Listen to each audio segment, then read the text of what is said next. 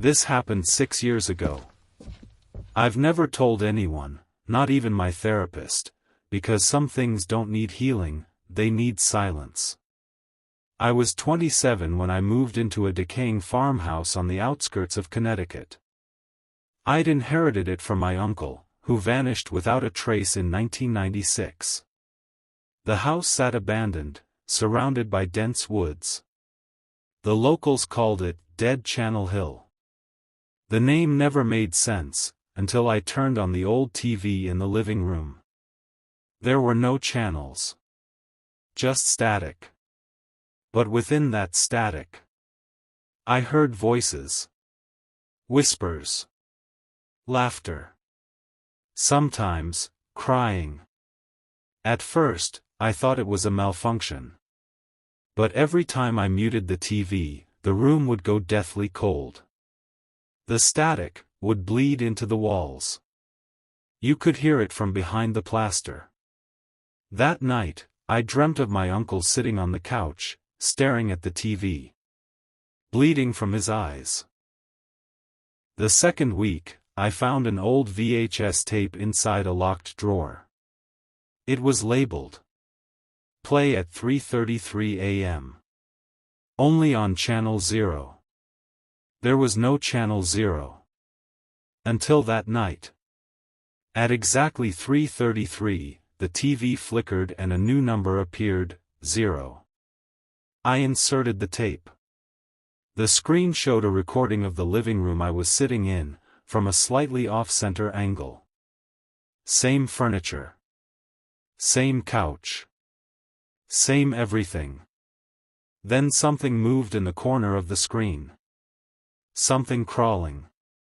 Thin, gray limbs, a face like melted wax. It walked up to the TV in the footage, and looked into the camera. Then, the screen cut to black. And behind me, the floor creaked. I tried to leave the house the next day.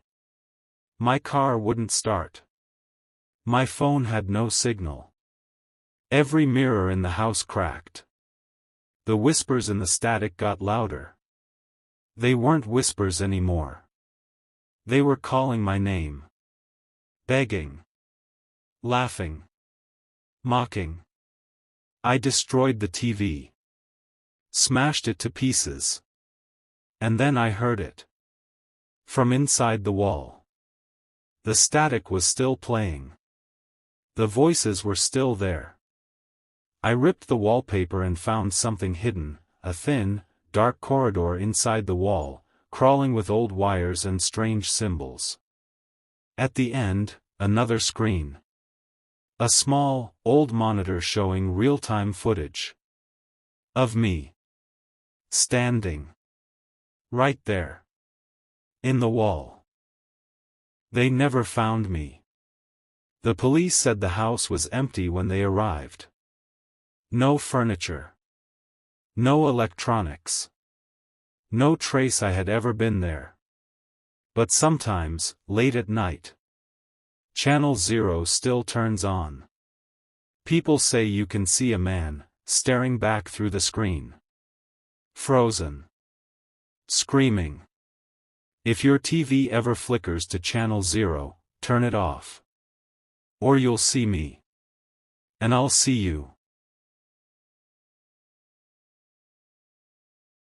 They say if you hear a door creak open at exactly 1:11 a.m., you're already too late. I didn't believe it. Until I moved in. It was a rental. An old brownstone on Pine Hollow Street, cheap, oddly untouched despite being in a good neighborhood.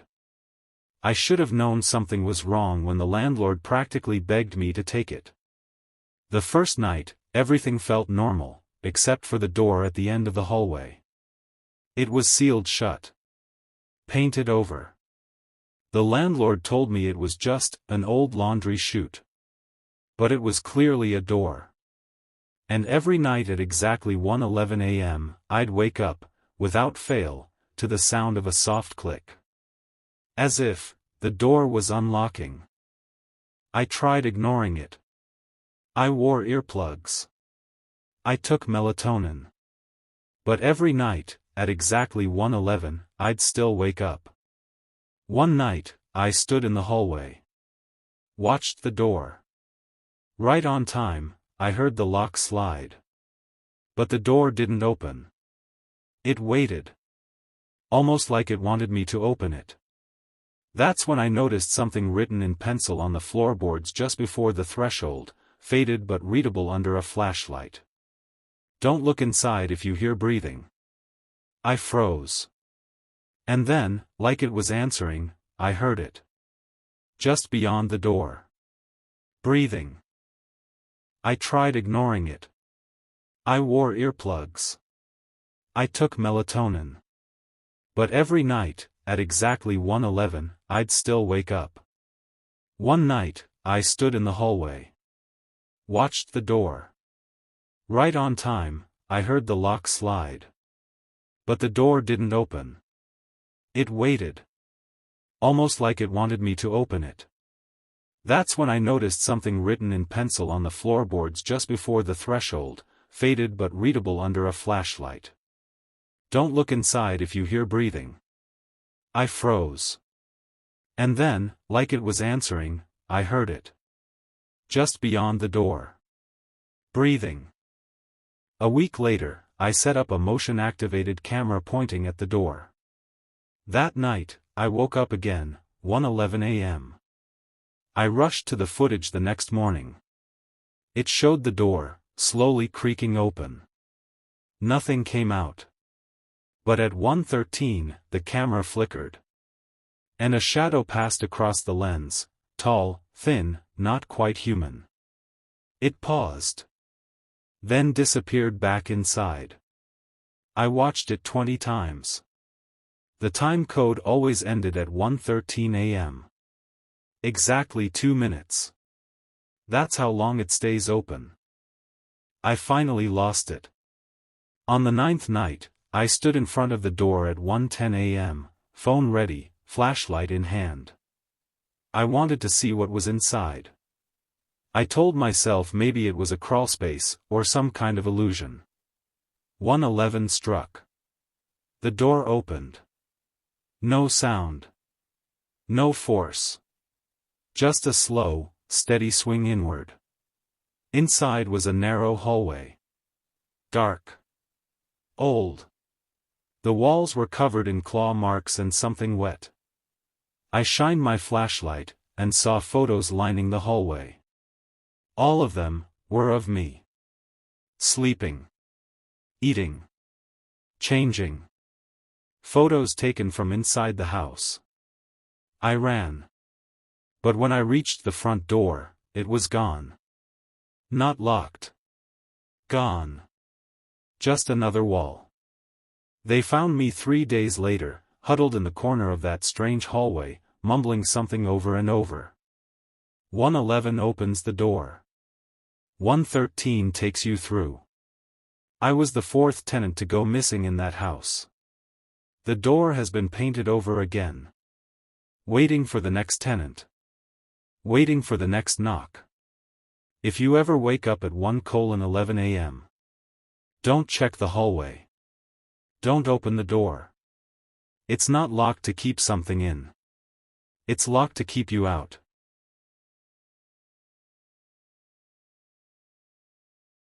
I thought it would be a simple job: watch the kid, eat snacks, go home.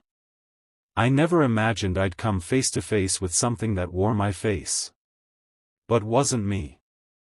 I was 19, broke, and desperate for cash. So when I got the offer to babysit for a family in the upscale part of town, I jumped at it.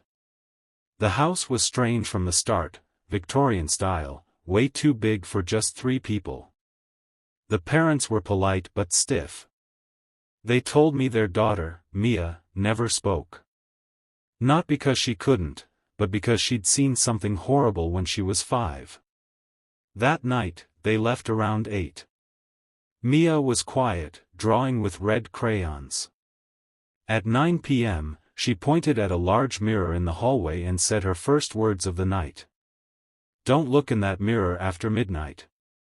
Then she went back to coloring like she hadn't said anything. I asked her about it, but she ignored me. I texted my friend about it, joked that the house felt haunted. She sent laughing emojis. By 11:30 p.m., Mia was asleep.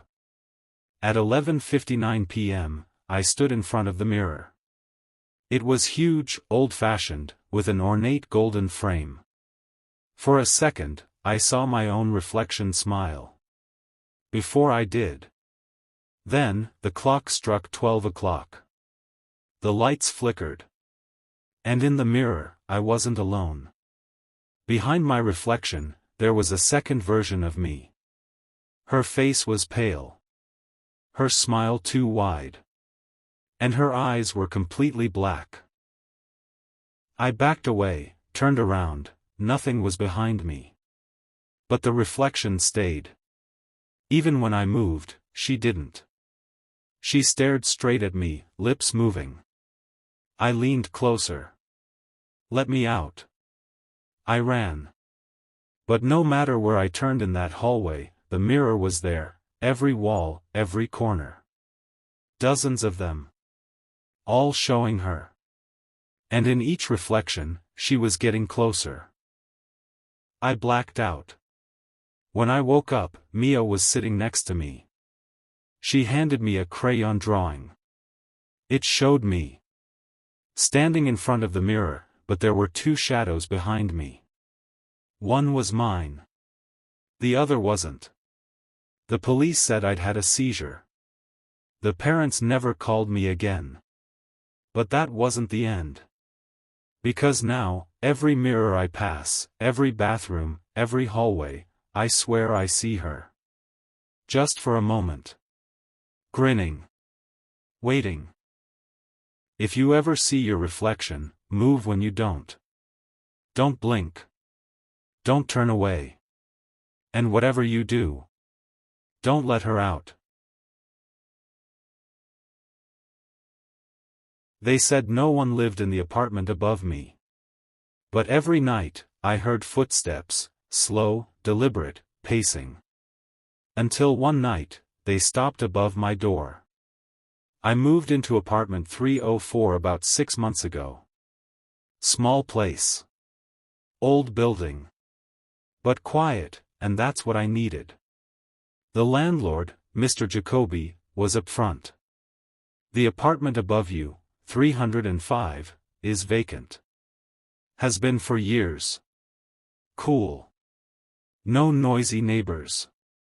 Except I heard footsteps. Every night. At exactly 1:13 a.m. Not creaks. Not settling pipes. Footsteps. Back and forth. From one end of the ceiling to the other. At first, I thought I was imagining it. Sleep deprived or something. But after 3 weeks, I started recording it. I caught them. Loud, deliberate footsteps. I sent the audio to my sister. She messaged back. You sure you're not being watched? I laughed. But started noticing little things. My toothpaste tube squeezed differently. My fridge slightly open when I got home. My shoes moved. So one day, I asked Mr. Jacoby again. You're sure no one lives in 305? He looked at me, uneasy. Then said, I have the keys if you'd like to check for yourself. We went up together. He unlocked 305. The door creaked open. It was spotless. Untouched. Dust in corners, plastic on furniture, no signs of life. But the air, freezing. And something felt off. Like the room was holding its breath. Then I saw it. In the far corner, a chair.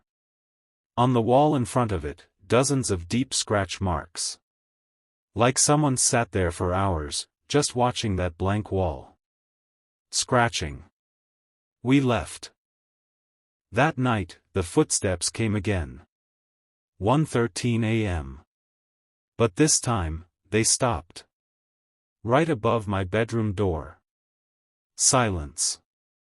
Then 3 knocks. On the ceiling. I moved out the next day. But the story doesn't end there. 3 weeks later, my sister called me crying. She'd been listening to the recording I'd sent her. The footsteps. She filtered the audio. Boosted the levels. Then she sent me the enhanced version. I put on headphones. You could clearly hear the footsteps. And underneath them, barely audible, was a voice whispering. Apartment 304, soon. So if you ever hear footsteps above you, and no one's supposed to be there, don't knock back. Don't ask who it is. Because some doors are better left closed.